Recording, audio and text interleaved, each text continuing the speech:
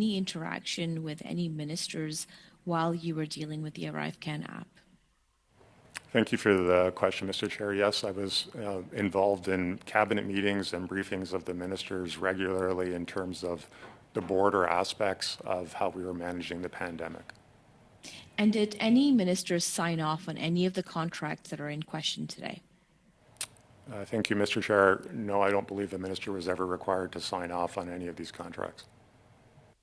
And when we're talking about your involvement with these three companies, does this date to pre-COVID or pre-ArriveCan? Have you had interactions with these organizations that we're talking about today prior to COVID? Mr. Chair, which three companies? We're talking about Dalian. We're talking about the ones that are associated with the ArriveCan app. Thank you, Mr. Chair. The contractors. Thank you, Mr. Chair. No, the only interaction was the well-noted one with GC Strategies and the Bottler interaction. And what kind of interaction did you have with them pre-COVID? Pre-COVID? I'd have to go back and check the dates specifically, but there's a record, I believe, on the Government Operations Committee where I was initially approached while there was an opportunity to use a tool that Bottler had developed, and then there was a subsequent meeting, a Teams meeting, which Mr. Firth attended, where I was actually pitched on the approach, and I think that was during the pandemic. It was not before the pandemic. Okay, and when you do interact with them, how do you conduct yourself, and how does your department conduct yourself when you're dealing with companies like this? Mr. Chair, if I'm being given a demonstration of something, I pay attention to the demonstration and I ask questions. It's as simple as that. Okay, so can we just turn to now how you've engaged with Christian Firth of GC Strategies? Can we talk about the famous or the infamous whiskey, whatever it is, that the organization or event that had happened? Can you tell us a little bit about that? Mr. Chair, I have no knowledge of that event aside from what's been revealed during these proceedings. So have you met with Christian Firth before? Mr. Chair, I have never met Mr. Christian Firth. He was at a one Teams meeting when I was being presented with the Bottler AI solution. He had no speaking role in the meeting. I don't recall ever even him being at the meeting to this day. And have you met with any of his organization's contractors or subcontractors in an outside setting beyond the work that was being done? Mr. Chair, I have no recollection of meeting any of these contractors in or outside of the workplace. Caveat that by saying that there was a recognition event for the team that was working on the app, so there may have been contractors present at that, but that was a virtual thank you for people that have been working very hard to get the app out the door. And were you aware of CBSA employees that had been hanging out with GC Strategies and their contractors, et cetera? Thank you, Mr. Chair. No, I was never brought to my attention. Okay. And is there anything that you would like to add? I mean, you know what? I understand and appreciate it. I really want to thank the CBSA and the officers that were on the front lines for what is the most difficult time that Canada has gone through in a very, very long time with COVID-19. And our CBSA officers were there. They were supportive. They were trying to make sure that Canadians were protected. And going through all of this, just to reframe what exactly it is that we're doing, we're talking about an ArriveCan app that we think cost too much money.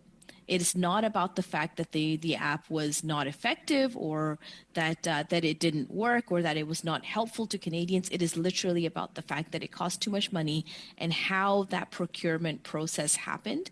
So I just want to differentiate between the work that our CBSA officers do and what had happened here with the ArriveCAN app. So, Mr. Osowski, I'll leave you with our last words if there's anything that you would want to add to that.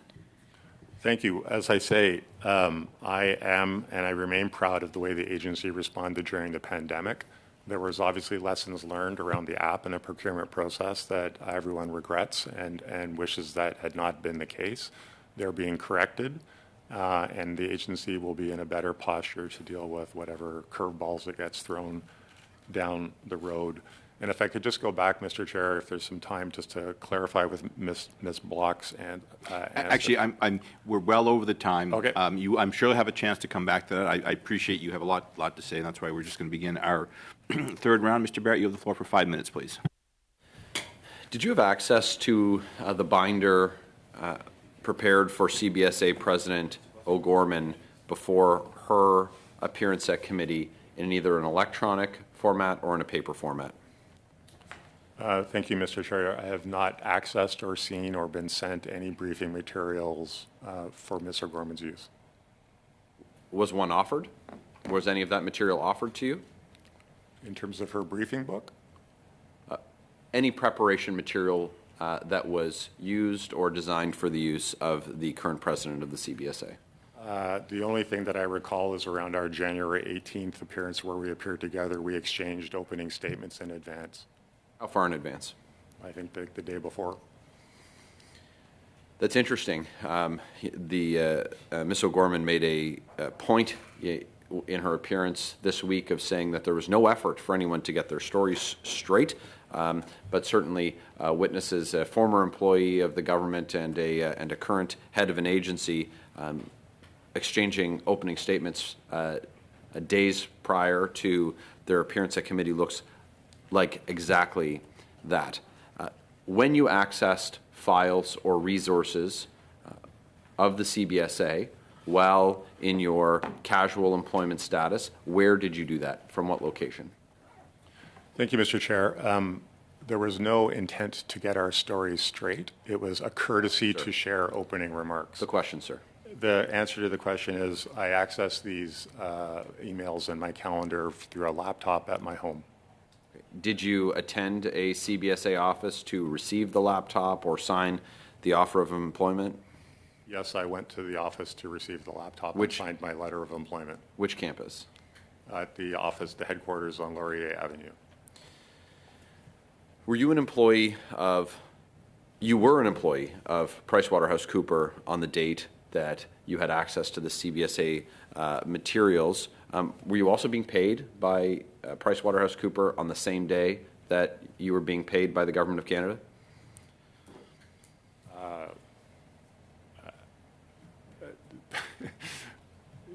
I don't even remember the exact day that I was billed for, or potentially yes. Thank you. Yeah, it sounds like a yes. We've heard a lot about double dipping, where we have folks who are providing services to the Government of Canada while also working for the Government of Canada. We know that PricewaterhouseCoopers does hundreds of millions of dollars in business with the government. It's the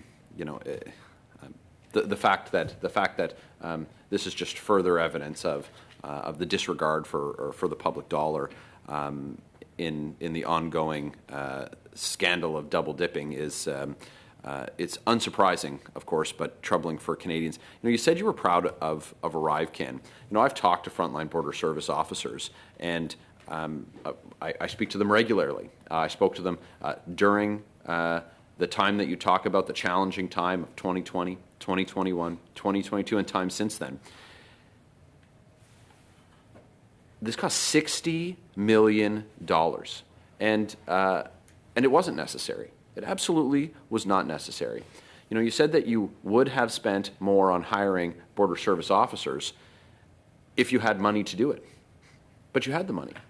And the border service officers have been very clear with me that they could have done, with resources made available to them, more than was done with the app, but also been able to do the job that they're there to do, to make sure that the traveling public is safe, to make sure that we have the the proper flow of commerce into our country.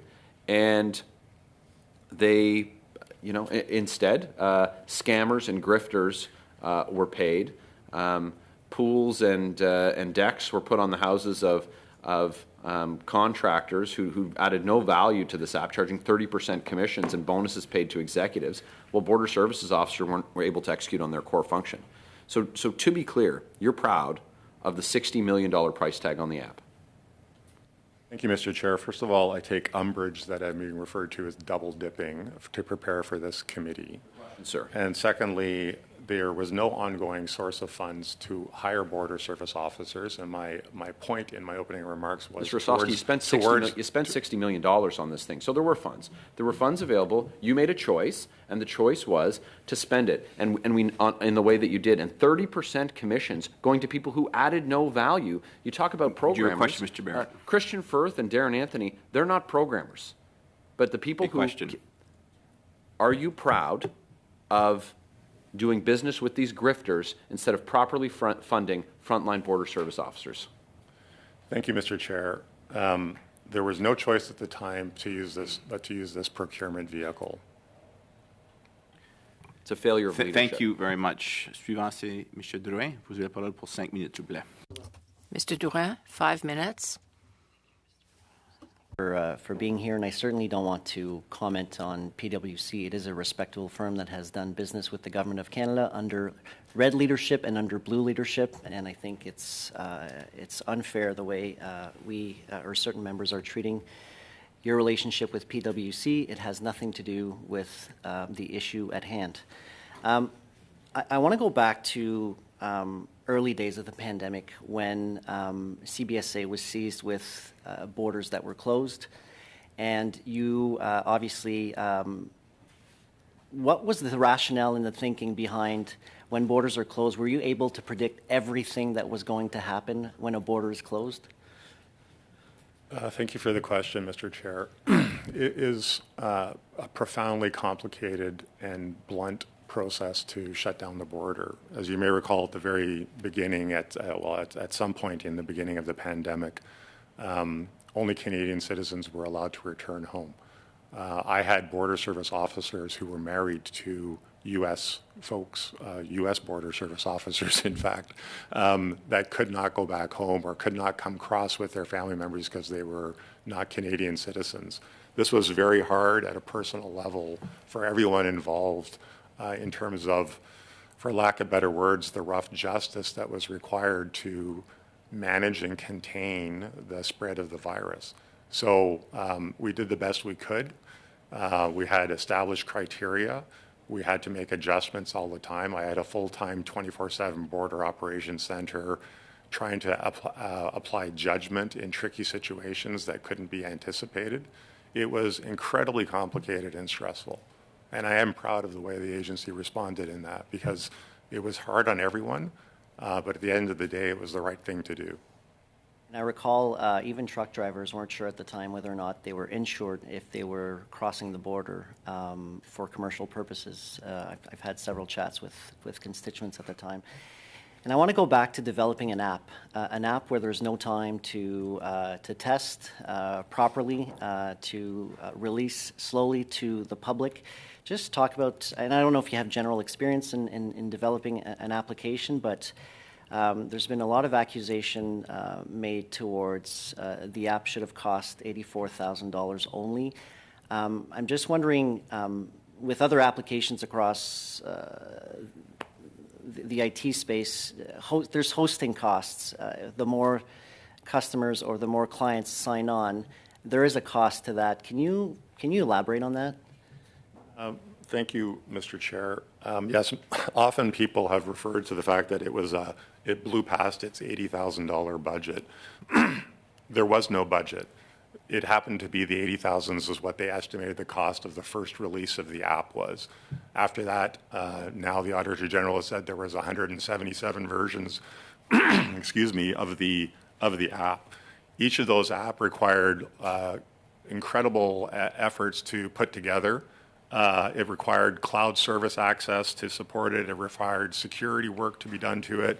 It required a call center for people to access. It required a web-based version. It had to go, excuse me, it had to go through the app stores to be vetted before it was released. The time frames were incredibly tight.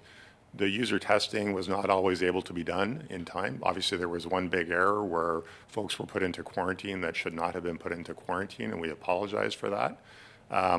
But this was a very sophisticated tool, and I've seen no credible evidence from any witness to say that they could have done it much less expensive than this, notwithstanding the procurement issues at play. This was a very complicated app, many different versions that were not able to be predicted in advance. And we were always playing catch up, quite frankly, to see what the art of the possible was for what the public health agency needed to do to manage the virus properly. Just for the record again, you had no direct involvement in signing the ArriveCan contract at all? I was not involved in the contracting process in any way, shape, or form. Thank you. Thank you very much. Suivant, c'est Madame Sinclair de Gagné encore. Ms. Sinclair de Gagné, 2.5 minutes. Don't be surprised if I don't agree with you, but I will not insult you like some have done. Now, let me get to my last question, Mr. Osowski. If you had known that employees or public servants were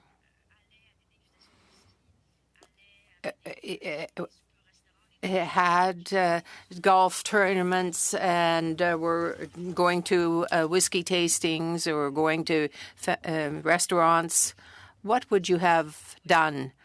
Would you have fired them? Would you have let them go if they didn't declare that to you? Thank you for the question, Mr. Chair. If in fact it had been brought to my attention, there would have likely been an investigation, and if wrongdoing was found to have happened, there's a range of penalties that could have been applied to the person. Monsieur Osowski, avec ce que l'on sait.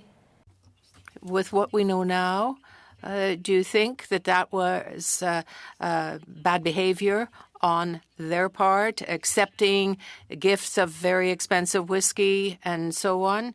You're not going to tell me, I hope, now that that wasn't something bad on their part. Chair, the code of conduct is very clear on this, that if an employee receives an offer, they're supposed to report it, and it would not be something that they would expect that they would do.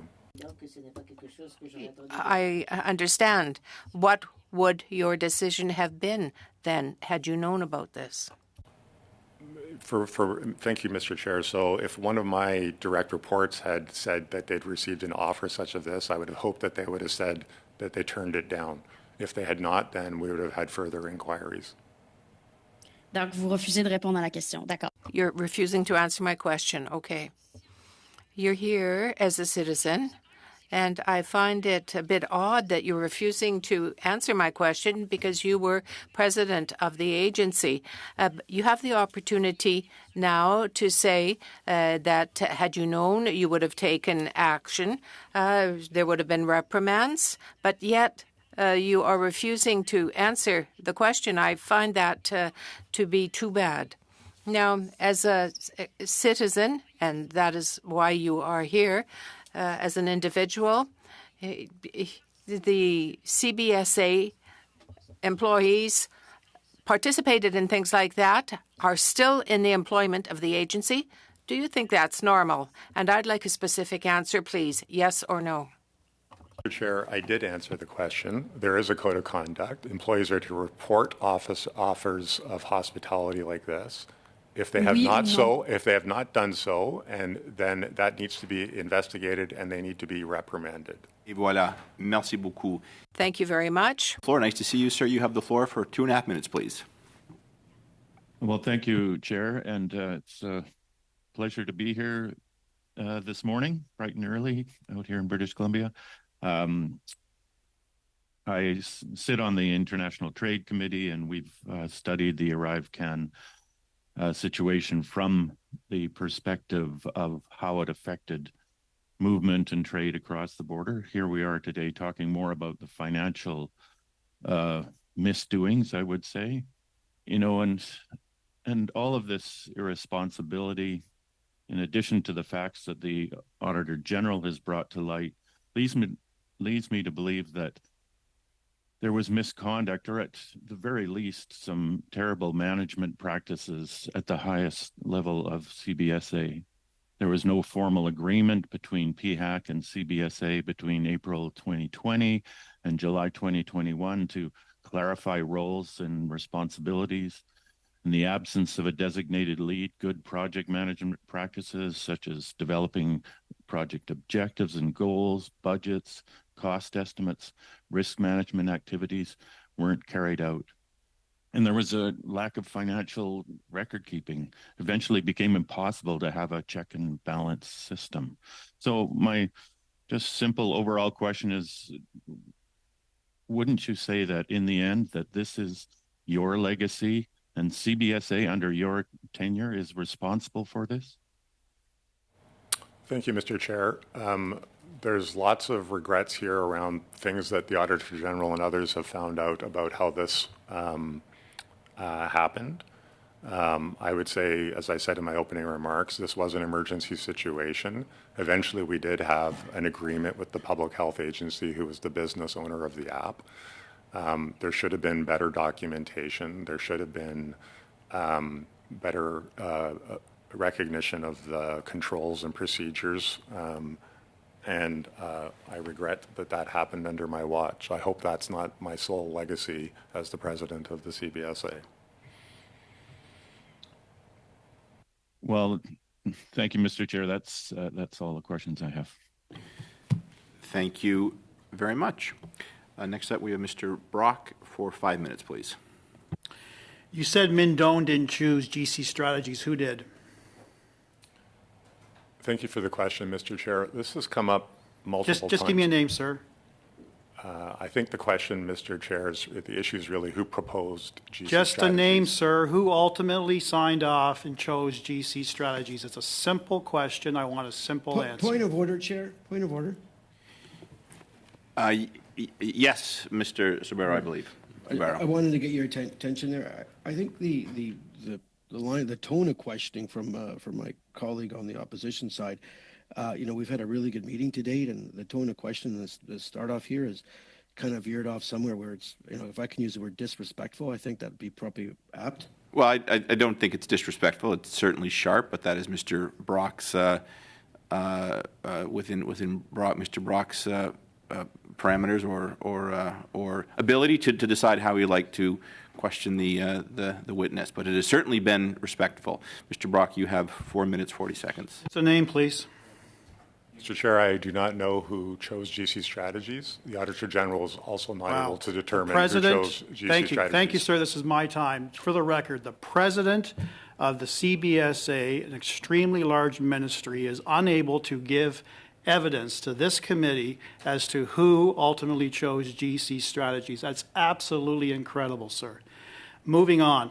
I want you to table all emails and attachments sent to you by Aaron O'Gorman since you left the agency within 3 weeks.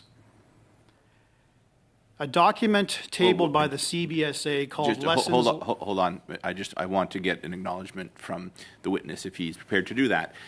Generally, and I'm sure you're aware of this, committees can request, or members through committees can request information. Is that something you'd be prepared to provide to us or get back to us on? Thank you, Mr. Chair. So you're asking for all emails that I received from Ms. O'Gorman. Is that correct, Mr. Brock? I have stopped the clock. Emails, all attachments, any other pieces of correspondence since you left the agency. I'd be happy to do that. Thank you very much, Mr. Brock. You have 4 minutes. Now, there's a document that came out of the Auditor General's report from the CBSA called Lessons Learned. A highlight and a conclusion of that document indicates that a central governance authority was needed. You previously said that you briefed ministers and cabinet during your tenure as president.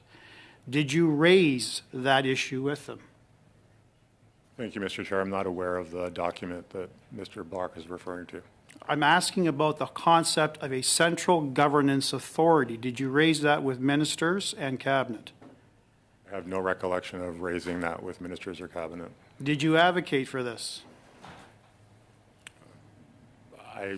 Mr. Chair, I don't even know what the reference is without looking at the document and seeing how it's been explained. If it's not you and if it's not current President or Gorman, who is it? Mr. Chair, I'd be happy to review the document if the member would like to provide it to me. Is it likely the Minister of Public Safety? Again, Mr. Chair, I'd be happy to review the document if the member would provide it to me. Given everything that has transpired with this scandal, do you think it's highly appropriate for this committee, if not other committees, to have former Minister of Public Safety Marco Mendocino testify on these issues? Mr. Chair, I have no opinion on what the committee chooses to do in terms of who it calls for witnesses. Do you think he has relevant information? Mr. Chair, I have no comment on who would provide relevant Well, Marco information. Mendocino essentially said to Mindone that someone's head should be on a platter with respect to the controversy surrounding GC strategies. Were you aware of that? Thank you, Mr. Chair. I believe those comments and that testimony happened after I left the agency. All right.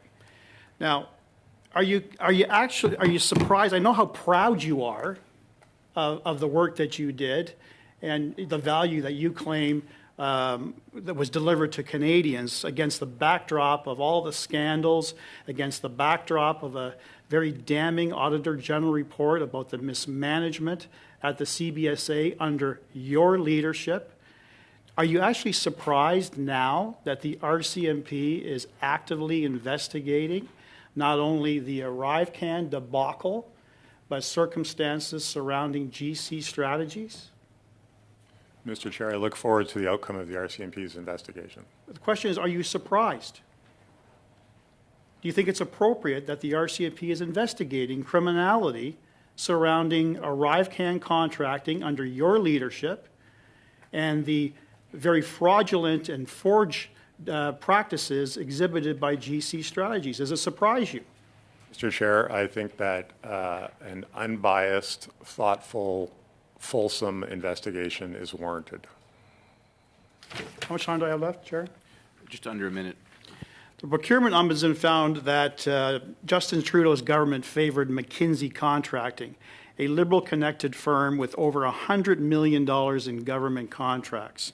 In one case, the CBSA saw that McKinsey had not applied for a contract under your leadership, sir, so the CBSA revised the statement of work with no documentation explanation allowing McKinsey to qualify.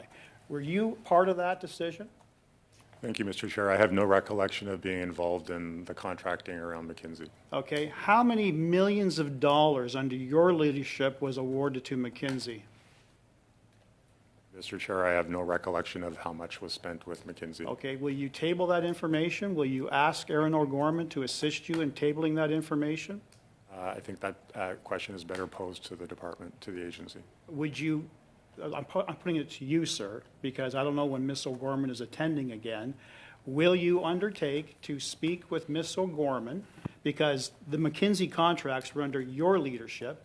Will you undertake to speak with her and give this committee a number of how many millions of dollars in contracts under your leadership was awarded McKinsey Contracting? Perhaps Thank you, Mr. Brock. Hold on, Mr. Brock. Just hold on. Your time is up. I gave you more time because you're trying to get information. I allowed that. I will allow the witness to answer, and then we'll go to Ms. Yep. But I am here as an individual. I'm sure Ms. O'Gorman has officials watching the testimony today and taking note of the request. Thank you very much. Ms. Yip, you have the floor for 5 minutes, please. Sure. Just a quick point of order and follow-up to Mr. Brock's questions. Yes. Mr. Osowski kind of repeatedly gave the answer that he has no recollection of that. I assume there would be agreement of the committee to ask him to provide clear yes or no answers to the matters which he claimed no recollection of, and to follow up. Mr. Jennings, you're a skilled parliamentarian. Witnesses are here to answer questions, and members are free to pose them. I cannot compel answers. If there's business to take up after, we can we can do that. I'm going to turn now to Ms. Yip for Point of order, Chair. Yes. Yeah, just the chair of standing committees can certainly compel certainly compel answers from Sorry, witnesses. pardon me. We are getting answers from the witness. If you don't like that, we can take it up later. I'm going to turn now to Ms. Yip. You have the floor for 5 minutes, please. Thank you. Mr. Osowski, I believe you had wanted to provide us with clarification during Ms. Block's testimony. Question, sorry. Just 1 second. Is the mic clear? Everyone? It was awfully low, but I just want to make sure. Could you hear that? Okay, Mr. Osowski from Ms. Yip? Yes. Okay, thank you very much. Please proceed. I did stop the clock. You've got 4:45. Go ahead, please, Thank sir. you, Mr. Chair. So just to go over this again, when I initially replied to Mr. Barrett's question in December of 2022, I did so as an individual with no support of the department, with no access to my information. Mr. Curry subsequently found out that there was this other meeting completely unrelated to ArriveCan. I immediately came to the committee, offered my apologies for not having the agency validate my testimony. I had no recollection of Mr. Firth attending this virtual Teams meeting that had nothing to do with ArriveCan. And I was not an employee of the agency at that time, so I was not paid to do anything at that point in time. It was a correction. It was an error in terms of what I recalled, and that's the end of the story. It's nothing more than that. Did you work directly with Diane Daly? I have no recollection of working directly with Diane Daly. She was in the Information Science Technology branch. Do you know if she was involved in procurement or contracting decisions? Thank you, Mr. Chair. Only from what's been revealed in testimony. Did you learn anything new, or were you at all surprised by any of Kristen Firth's responses before the House last month? Thank you, Mr. Chair. I have many thoughts on Mr. Firth's response and his appearance before the House, but nothing of relevance to this committee. Would you even like to share some thoughts? I'm fine, thank you, Mr. Chair. When did you begin working for PricewaterhouseCoopers? I started with PricewaterhouseCoopers, Mr. Chair, in August of 2022. And what is your role there? Thank you, Mr. Chair. So my classification is a managing director, and I provide strategic advice to the organization.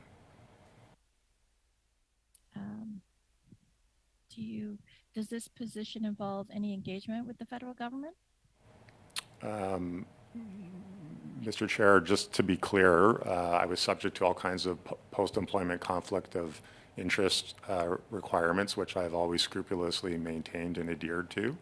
I have very limited interact directly with government clients. I'm more of a back office strategic advisor support person.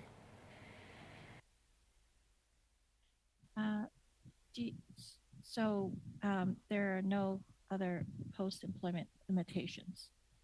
I still am subject to all kinds of limitations in terms of lobbying and things like that, but I had a 1-year cooling off period. I'm not allowed to switch sides. They're all outlined in the Conflict of Interest Act, and my initial employment with the firm was approved by the Conflict of Interest Commissioner. Do you agree with the Auditor General's recommendations on this report? Thank you, Mr. Chair.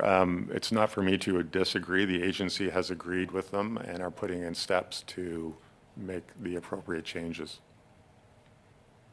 So looking back, do you have any recommendations of your own to improve the procurement process? Thank you, Mr. Chair. The procurement process is a very, very complicated regime, for lack of better words. And I think that there is room for improvements in these types of things as a result of what we've discovered through the committee's work on ArriveCan. Are there Is there anything else you'd like to add? I'm really not a specialist in procurement. I think there's always room for things to be better. I think that the government will always need the support of the private sector as it's trying to do transformative and big systems changes. And I think that finding a cooperative way forward would behoove both industry and the government. Is there anything else you would like to finish off? That's it. In terms of your testimony here? Thank you, Mr. Chair. No, I think I'm good. Thank you. Thank you very much, Ms. Yip. Just a question. You had mentioned, and I think this is believable, that if wrongdoing had been sent to you, you would have acted on it. But you said something at the top which was interesting, which is the auditor found systems were in place, they were not followed. So who's responsible? That's what we're trying to get at here. You were in a unique position to be responsible. In fact, you said you were the person responsible, but you were proud of the work. So can you answer that question for us? Who is responsible for rules that were in place to ensure tax dollars are wisely spent and accounted for, but the system broke down internally? Is it officials under you, or was it officials over you? Monsieur le Président. On a point of order, Mr. Chair. Yes, go ahead. I don't know. I'm new to this committee, but does the chair of a committee, does the chair of a committee participate in the questioning? Yes, this is a practice. The chair can ask certain questions. It's been in place for quite some time. And normally, though, they are not partisan questions. Well, I just don't know. So my answer is yes, I am entitled to ask short questions. Is it partisan? Is it partisan or not? I didn't understand. I have the privilege of asking questions. Please do. Thank you. So my responsibilities as the accounting officer are laid out in Section 16 of the FAA. With respect to some of the findings that you're referring to, those are delegated down into the organization. And ultimately, the person who signs off on Section 34 of the FAA is attesting to the fact that the goods or services have been received. Whoever has that delegated authority, the manager that oversees that person, are the people responsible for those decisions based on the delegations that have been given to them and the requirements under the FAA. And here's my last question. So I've worked on the executive side. What kind of pressure were you under, in your department under, from the Privy Council office to get this done? I can certainly see how the nonpartisan Privy Council office would be tremendously worried about cross-border relations, given what the what the U.S. administration was signaling on travel border. What kind of pressures was the department under to just get this done, damn the torpedoes, we need to have this done immediately? And did that have an impact on rule following internally? That's my last question. Thank you, Mr. Chair. I don't recall any direction from the Privy Council office to get this done, and that it wasn't. It was really us just trying to help the public health agency do their part. Obviously, we were a key lever there in terms of advising them about what was operationally possible at the border, because we were the experts of how the border works. But in terms of the information that they wanted and how they chose to proceed with the orders in council, there was no pressure on us. There were times when they wanted to do something faster, and we told them that it simply was not possible to do it that fast because of the complexity of the changes would be required. So it was very cooperative, but it was done very quickly. Thank you. Thank you, Mr. Osowski, for your testimony today and your participation in relation to study of Report 1 Arrive Can. Vous pouvez soumettre des informations supplémentaires. You can give us written information. If you have any other additional information, submit it, please, to the clerk. Before we bring our next witness, the witness is excused, and I suspend for 5. Thank you.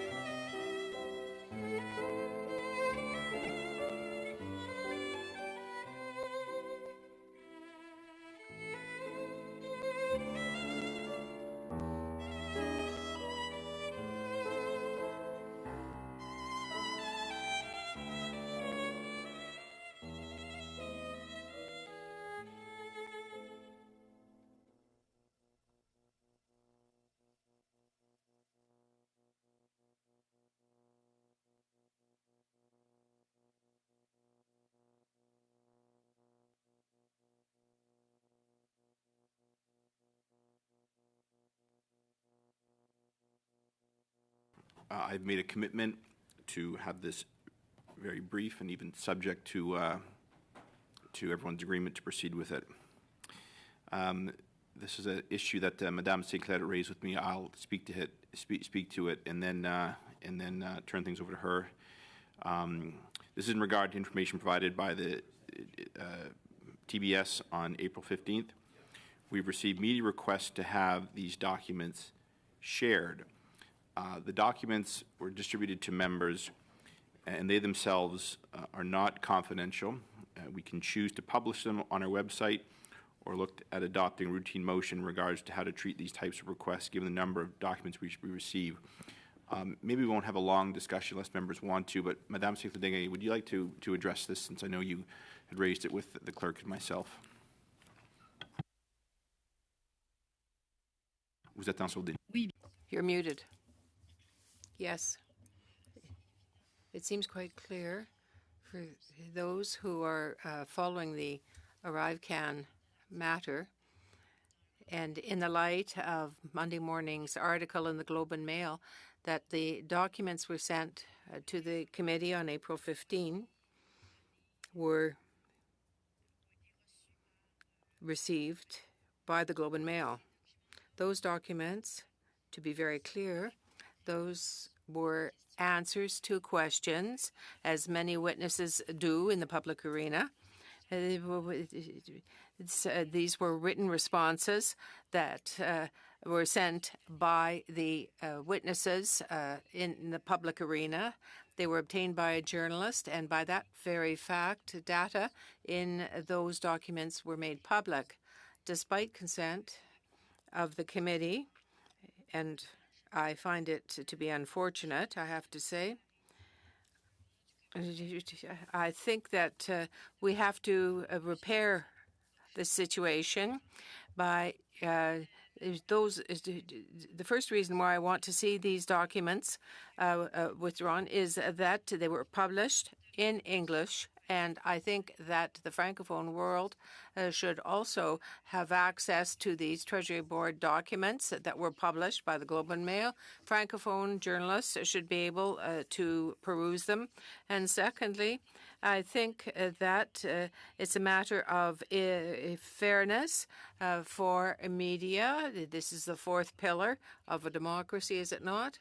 Those documents, therefore, because they were a leak to a specific newspaper agency, should be translated. I'd like to have the opinion of the committee on this matter. I think it's very important that we repair the error. Those documents should be just posted, translated on the website of the committee. And here again, I'm saying that it's the documents dated that arise from April the 15th about conflict of interest, and also the amounts that were granted over the past 15 years at least, and that includes quite a number of years of the government to GC strategies. So those two documents I want to be made public, since there has been most of the information leaked to the Globe and Mail. To summarize then, a motion to have these documents that were shared with members put on our website. My view was that when they were made public, they should be released to anyone that asked for them. The clerk recommended that I hold on that, so to bring it back to the committee, but it is something I think should be redressed. Ms. Khalid, you have your hand up. The floor is yours, please. Thanks very much, Chair, and I really appreciate Madame Sinclair de Gagné for raising this very important point.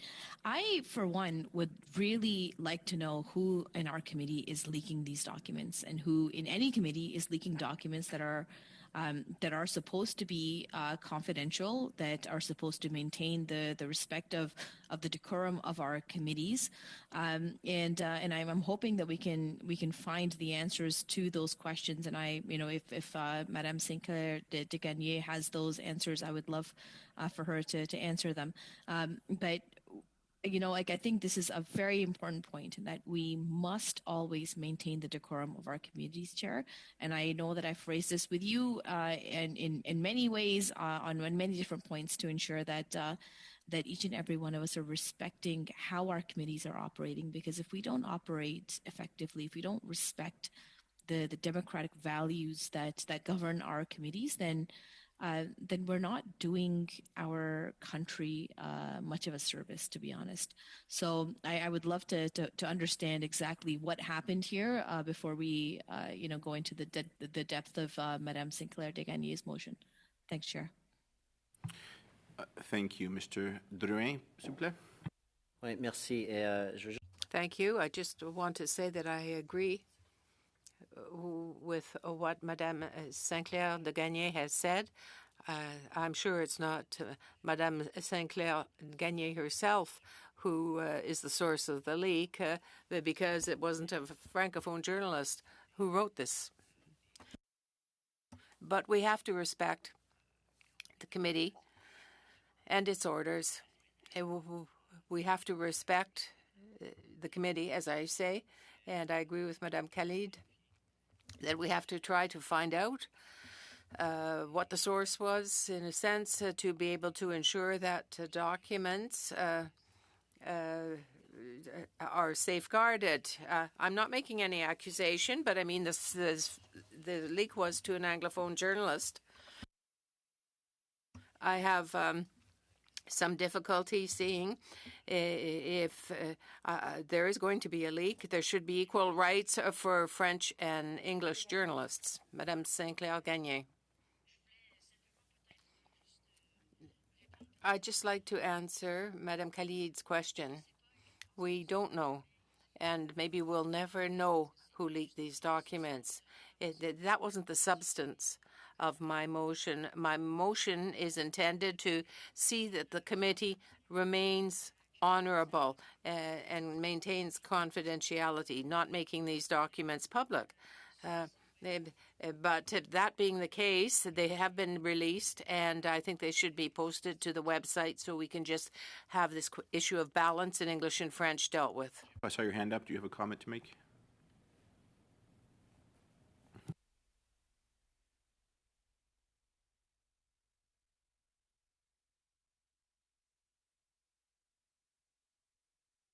Just in the meantime, Madame Sinclair de Gagné, could you just read out your motion, please?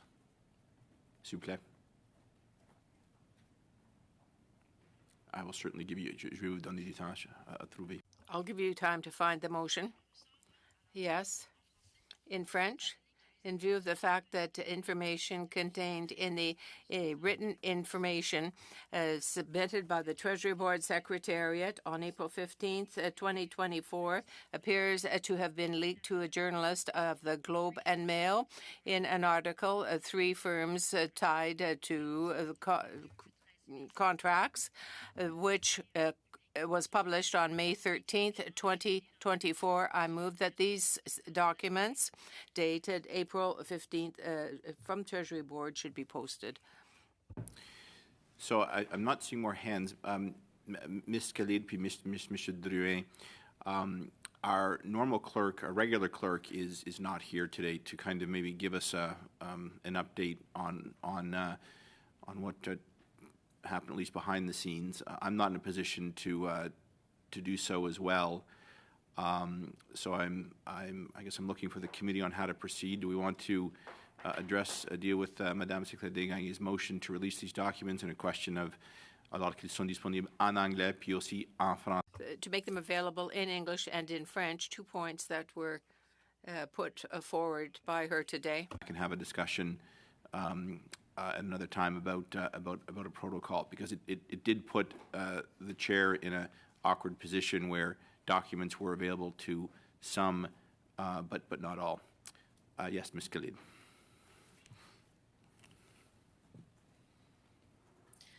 Thank you very much, Chair. I am very agreeable to the main motion. I think that it is unfortunately lacking a big aspect as to why we are in this position right now, and I think that we should amend the motion to investigate who released these documents and give discretion to the chair to deal with the repercussions accordingly. Because I do think this is a very serious issue.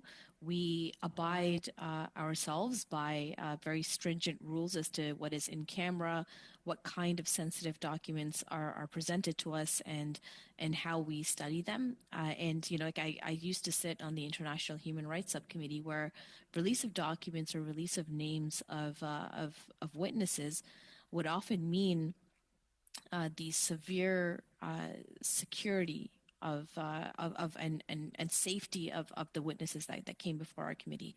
And I think that protecting the sanctity of what is presented to our committee is very, very important. And as a Public Accounts Committee, I think it is incumbent upon us to really investigate this matter and to figure out why this happened, who did it, and what are the consequences. And I sincerely believe, Chair, that there should be consequences to this. Oui, Madame Sinclair Desgagne. Madame Sinclair Desgagne. Oh. Point of order. Did Ms. Yes. Kelly move a specific amendment, or was she making suggestions? Because if she moved no, Chair, I moved a specific amendment. Yeah. So, I'm in a position here where I am certainly open to hearing more about this. I consulted the clerk on it. I don't want to speak for her, and so I'm going to nudge the committee to push this off and deal with it when the clerk is here to kind of speak to what is considered in-camera confidential information and what it is not. From my view, both in discussion with the clerk and as a matter of practice, a response to a question is certainly not a response to a public question is certainly not in-camera sensitive. Now, having said that, there's no doubt that information provided to members is committee business, but this is not at the level of a report being made public. Having said that, we can discuss this, but I do think we should hear from the clerk before we proceed too far down this path. I've got Madame Sinclair Desgagne. Ms. Khalid, is your hand up again, or is that a previous hand? Oh, yes, okay. So, Madame Sinclair Desgagne, puis après ça, Mr. Barrett. Oui, Madame Sinclair Desgagne. Yes, Madame Sinclair Desgagne. Chair, I think we're getting bogged down in the weeds here. The motion's very clear. There is no problem with the fact that if the motion is approved, that the documents could be posted on the website. This issue, I think, should be dealt with as quickly as possible. If there's a matter of procedure, any clerk can answer any questions we have, I am sure, if it's a question about general procedure. But I'm not particularly in agreement with the amendment, but I'm going to wait to hear what the Conservatives have to say with respect to my original motion and how to proceed on it. And Mr. Barrett is up. Yeah, thanks very much, Chair. So to the main motion, we support the motion. Okay. With respect to the secondary issue raised by Ms. Khalid, having heard your comments, I mean, notionally that's fine. I think that I defer to the chair's suggestion, and so would want to put that off as a separate issue until the clerk returns. But generally speaking, the issue of that the chair report back to the committee following an investigation of the particular circumstances, that's fine. But if we could deal with the main motion, and then if we have an agreement, a consensus, to just direct the chair and the clerk to be prepared to report back to the committee at its next sitting, I think that's great. It achieves both objectives. It satisfies the intent of, it satisfies exactly Madame Sinclair Desgagne's her motion, but it will also then chart us to the right place. We'll hear from the clerk through the chair at the next meeting, and then if more steps are then required, then generally speaking, then we'd be supportive of that. But let's deal with the main motion. We'll support that. The spirit of what Ms. Khalid is asking, that's fine. But if we can hear from the clerk and then vote on that as a separate issue, that would be our preference. Thank you, Mr. Genuis. And then I see Ms. Khalid after that. Mr. Genuis, go ahead. I'll strike, Chair. Ms. Khalid. Thank you, Chair. And, like this hour, as you had scheduled, was supposed to be for a witness who I'm not sure what happened there. I was able to hear her very clearly,